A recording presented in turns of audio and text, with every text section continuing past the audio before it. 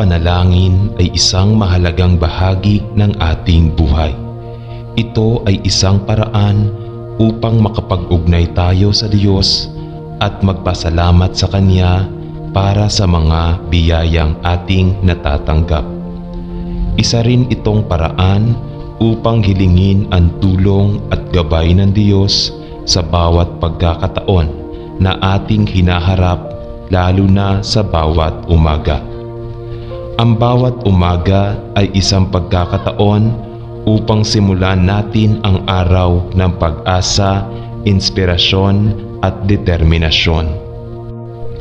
Kaya naman, mahalagang simulan natin ang ating araw sa pamamagitan ng panalangin upang makamit natin ang lahat ng ating nais at magkaroon ng magandang pananaw sa mga hamon na ating haharapin. Ama namin na sa langit, magpakailanman, naway patawarin mo kami sa aming mga kasalanan at gabayan mo kami sa bawat hakbang namin sa araw na ito. Panginoon, salamat sa pagkakataon na binigay mo sa amin upang makatugon sa bawat hamon ng bagong araw. Gabayan mo po kami sa aming mga gawain at pagpapasya. Diyos ko, maraming salamat sa paggising sa amin ngayong umaga. Naway mapuno namin ang aming puso't isipan ng iyong liwanag at pagmamahal. Sa ngalan ng Ama, ng Anak, at ng Espiritu Santo, nais kong ipahayag ang aking pagpapasalamat sa biyayang ibinibigay mo sa amin araw-araw. Tulungan mo po kaming maging mapagmahal at mapagpakumbaba sa lahat ng oras. Panginoon, naway mabigyan mo kami ng lakas at tapang upang harapin ang mga pagsubok sa araw na ito. Tulungan mo rin po kaming maglingkod sa kapwa ng buong pag-ibig at kahusayan. Mapagpalang umaga po, Ama. Nais ko sanang hilingin ang iyong gabay at proteksyon sa lahat ng oras ng araw na ito. Pakainin mo po ang aming katawan, kaluluwa at isipan ng mga salita mo. O Diyos, ako'y nananawagan sa iyong makapangyarihang pangalan na tulungan mo akong magtagumpay sa bawat hamon na darating sa akin ngayong araw. Pakilusin mo po ang aking mga kamay at puso upang maglingkod sa iyo at sa kapwa ko. Panginoon, maraming salamat sa bawat pagkakataong ibinibigay mo sa amin. Pakatatagin mo po ang aming loob upang makayanan ang anumang pagsubok at magbigay ng magandang halimbawa sa iba. Ama naming wagas ang pagmamahal. Sana po'y maramdaman namin ang inyong presensya sa bawat sandali ng aming buhay. Patnubayan mo po kami sa tamang landas at ilayo sa mga tukso ng kasamaan. O Diyos, nais ko sanang ibigay sa iyo ang araw na ito. Ang lahat ng gawain, pagsisikap at tagumpay ay para sa iyo lamang. Naway maging kasiyahan ko rin ang pagsisilbi sa kapwa at sa iyo. Panginoon, gawin mo akong instrumento ng iyong kapayapaan. Kung saan may puot, hayaan mo akong magtanim ng binhi ng pag-ibig doon. Kung saan may nasaktan, magpatawad. Kung saan may pagdududa, ay may kabiguan. Kung saan ang kawalan ng pag-asa, pag-asa kung saan may kadiliman, liwanag kung saan may lungkot at saya. O banal na guro, ipagkaloob na hindi ako naghahangad ng labis na aliw upang maunawaan bilang upang maunawaan ang mahalin gaya ng pagmamahal dahil ang pag-ibig ay pagtanggap. Ito ay sa pamamagitan ng pagpapatawad na ang isa ay pinatawad, at ito ay sa pamamagitan ng pagkamatay na tayo ay ipinanganak sa buhay na walang hanggan. Ama naming nasa langit, ingatan mo ang iyong pangalan. Dalhin mo ang iyong kaharian upang ang iyong kalooban ay magawa sa lupa gaya ng ginawa sa langit. Bigyan mo kami ng tinapay na kailangan namin ngayon. Patawarin mo kami sa aming pakikutungo sa iyo, tulad ng pagpapatawad namin sa mga nagtrato sa amin ng masama. Huwag mo kaming ihatid sa tukso, kundi iligtas mo kami sa masama. Ang Diyos ang aking pastol, wala naman akong nawawala. Pinapahinga niya ako sa parang, inaakay niya ako sa mapayapang tubig. Ito ang bumubuhay sa akin. Ginagabayan niya ako sa tamang direksyon dahil sa kanyang reputasyon. Kahit na dumaan ako sa pinakamadilim na lambak, hindi ako natatakot sa panganib dahil kasama kita. Ang iyong tungkod at ang iyong tungkod, pinoprotektahan nila ako. Inihanda niya ako ng mesa sa harap mismo ng aking mga kaaway. Hinugasan ng Diyos ang langis sa aking ulo. Punong-puno ang tasa ko at tumilapon ito. Oo, ang kabaitan at tapat na pag-ibig ay susunod sa akin sa buong buhay ko. At mananatili ako sa bahay ng Panginoon sa buong buhay ko. Panginoon, bigyan mo ng sagana at sagana. Salamat sa hindi mo kailangang kumita ng isang patak na malakas na ilog ng grasya na malayang dumadaloy para sa amin ngayon. Salamat sa hindi inaasahan at hindi karapat-dapat na pabor na ipinagkaloob mo sa aking buhay. Tulungan mo akong itakda ang aking sarili sa landas ng iyong pag-ibig at biyaya. Tulungan mo akong huwag pabayaan ang disiplina na kailangan kong makita ka ng madalas at uminom ng tubig ng buhay. Salamat sa iyong masaganang pagmamahal. Amen. Panginoon, bigyan mo ako ng katahimikan upang tanggapin ang mga bagay na hindi ko mababago. Ang lakas ng loob na baguhin ang mga bagay na kaya ko, at ang karunungan upang malaman ang pagkakaiba. Mabuhay araw-araw, tamasahin ang bawat sandali, tanggapin ang kahirapan bilang daan tungo sa kapayapaan gaya ng ginawa ni Jesus. Tanggapin ang makasalanang mundong ito kung ano ito, hindi ayon sa gusto ko.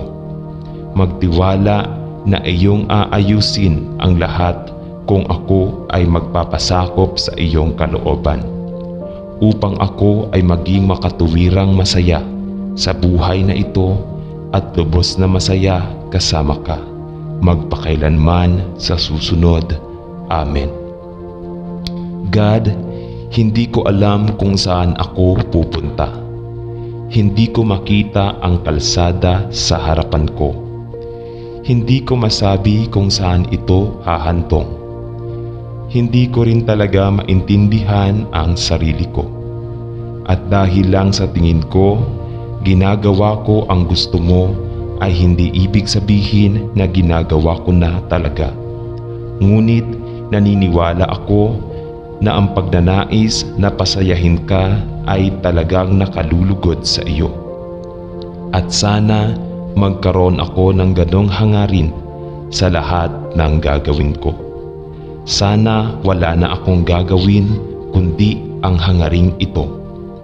At alam ko na kung gagawin ko ito, aakayin mo ako sa tamang direksyon. Kahit na wala akong alam tungkol dito, kaya't lagi kitang pagkakatiwalaan. kahit na ako'y tila naliligaw at nasa anino ng kamatayan. Hindi ako matatakot dahil ikaw ay laging kasama ko at hindi mo ako pababayaan sa aking mga panganib. Kumusta, Diyos? Ngayon ay isang bagong araw, isang pagkakataon para sa isang bagong simula. Ang kahapon ay lumipas at kasama nito ang maraming pagsisisi, pagkakamali o kabiguan na aking naranasan. Ito ay isang magandang araw para sa kagalakan at pasasalamat. At gayon din ako, Panginoon. Salamat sa araw na ito, isang bagong pagkakataon na magmahal, magbigay at maging lahat ng gusto mong maging ako. Amen. Ama sa langit, nakatayo ako sa harapan mo ngayon, sa iyong makapangyarihang presensya upang hilingin sa iyo na bigyan ako ng lakas. Nais kong bigyan mo ako ng lakas upang magawa ang lahat ng mga gawain ngayon, malaki man o maliit. Ito ay sa iyong kalooban na ako ay nabubuhay, O Panginoon. At alam kong salamat sa iyong kalooban, hindi ako manghihina ngayon. Hindi ako magiging tamad at hindi ako mabibigo na gawin ang anumang iminumungkahi sa akin dahil pinalakas mo ako. Salamat sa iyong walang hanggang presensya, Diyos. At sa pangalan ni Jesus, ako ay nananalangin. Amen. Diyos ko, hindi ko alam kung sino o ano ang tatawid sa landas ko ngayon. Ngunit alam kong ikaw ang aking bato at kuta. Ikaw ang aking malakas na shield at tower. Tulungan mo akong iangkla ang aking sarili sa iyo ngayon. Turuan mo akong laging maging matatag sa iyo at piliin mo lang ang iyong landas ngayon. Tulungan mo akong lumakad ayon sa iyong katotohanan at hindi sa aking damdamin. Mangyaring tulungan akong tanggapin ang lahat ng darating sa akin bilang isang pagkakataon upang makilala ka sa trabaho at bilang isang pagkakataon upang ipakilala ang iba sa iyo. Salamat sa pagmamahal mo sa akin at walang makakaalis niyan sa akin. Bagamat nabigo at nabigo ako ngayon, ibinubulong mo ang iyong walang kondisyong pagmamahal sa kaibuturan ng aking kaluluwa at ipinapaalala sa akin na ang iyong awa ay sariwa tuwing umaga. Nagulat talaga ako, Diyos ko. Salamat sa pagpapakita mo ngayon. Gigisingin mo ba ulit ako bukas sa parehong malumanay na bulong ng iyong pag-ibig? Inaasahan ko ang panahon na makita kang muli. Sa pangalan ni Jesus, Amen. Humihingi ako ng payo sa iyo ngayon habang umaalis ako para sa mas magagandang pagkakataon kaysa kahapon. Huwag mo sana akong hayaang maligaw dahil ikaw ang aking pastol, Panginoon. Naway bigyan ako ng babala ng iyong mga tauhan sa anumang pagkakamali at naway bantayan ako ng iyong mga mata at protektahan ako sa lahat ng panganib. Ikaw ang nag-iisang Diyos at anuman ang napakadakila para sa Diyos. Kaya't tugunan natin ang anumang mga isyu na maaaring humadlang sa aking araw. Amen. Panginoon, pagod na ako at hindi ko alam kung kailan matatapos ang lahi na ito sa buhay ko.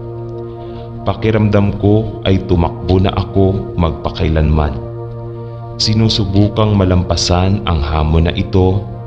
Tulungan mo akong huminto sa pagsisikap na lampasan ang aking sakit at sa halip ay magtiyaga sa pagsunod sa landas na iyong itinakda para sa akin. Alam kong salamat sa iyo. Nalampasan ko na rin ang hamon ng buhay ko. Alam kong walang makakapaghiwalay sa akin sa mundong ito sa iyong pagmamahal na hindi natitinag. Bigyan mo ako ng iyong sukat ng pag-ibig ngayon. Bigyan mo ako ng lakas para malampasan ang hamon na ito. Salamat sa pagmamahal mo sa akin na walang katapusan. At salamat sa korona ng kagalakan na naghihintay sa akin magpakailanman sa iyong kaharian. Naway maimpluwensyahan ng Ama sa itaas ang lahat ng mga desisyon na ginawa ko, ng aking pamilya at mga kaibigan ngayon. Ikaw ang aming haligi ng suporta at gusto naming suportahan mo kami sa lahat ng oras sa pamamagitan ng pagbibigay sa amin ng kakayahan. Diyos, kailangan namin ng iyong suporta sa lahat ng mga aksyon at desisyon na nakapaligid sa amin ngayon. Maaaring aktibong sumunod sa amin, aking Diyos, at bigyan kami ng karunungan upang maiwasan ang anumang negatibong kaganapan sa oras ng aming pangangailangan. Nagpapasalamat kami, Panginoon, sa iyong presensya sa amin. Amen. Panginoon, bigyan mo ako ng lakas ng loob na maging matyaga at kaakit-akit habang pinagdaraanan ko ang araw na ito. Kapag gusto kong sumuko, tulungan mo akong magpatuloy. Bigyan mo ako ng masiglang espiritu kapag ang mga bagay ay hindi napupunta sa akin. At bigyan mo ako ng lakas ng loob na gawin ang anumang kailangang gawin. Sa pangalan ni Jesus, Amen. Diyos, kapag pumasok ako sa trabaho ngayon, hayaan mo akong magtrabaho sa iyong salita, o aking Diyos. Nais kong ikaw ang aking maging bato at kuta at protektahan ako sa anumang hamon na maaari kong harapin ngayon, mula sa pagpunta sa aking lugar ng trabaho hanggang sa self-employment at maging sa pag-iwan dito. Ginagabayan ng Diyos ang aking mga aksyon at pinapayagan akong maging matagumpay. Ama, lumakad ka sa aking mga pasya upang aking anihin ang mga bunga ng aking pagpapagal.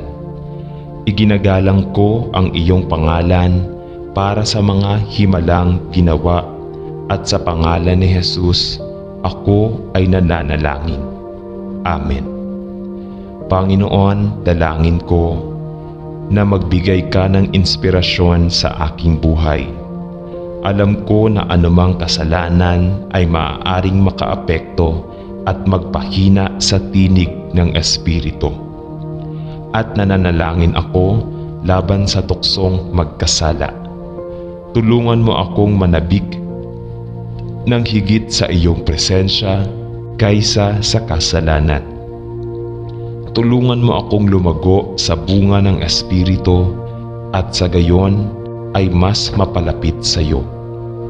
Dalangin ko na gabayan ng iyong Espiritu na ang iyong kalooban at mga pangako ay laging pagmumuni-muni ng aking puso. Sa pangalan ni Jesus, Amen.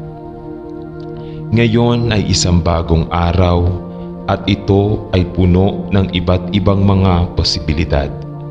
Dalangin ko na ikaw, Panginoon, ay gumawa ng mga himala. Tulungan mo akong mahalin ang buhay na kinabubuhayan ko ngayon. Ipakita sa akin ang mga magagandang bagay na madalas kong hindi napapansin at tulungan akong maging kontento sa kung ano ang mayroon ako. Patawarin mo ako kapag ikinukumpara ko ang sarili ko sa iba. Patawarin mo ako sa pagnanais ng mga bagay sa labas mo at ng iyong kaharian. Salamat sa pagmamahal mo sa akin kapag nasaan ako, bilang ako. Tulungan mo akong bantayan ka. Sa pangalan ni Jesus. Amen.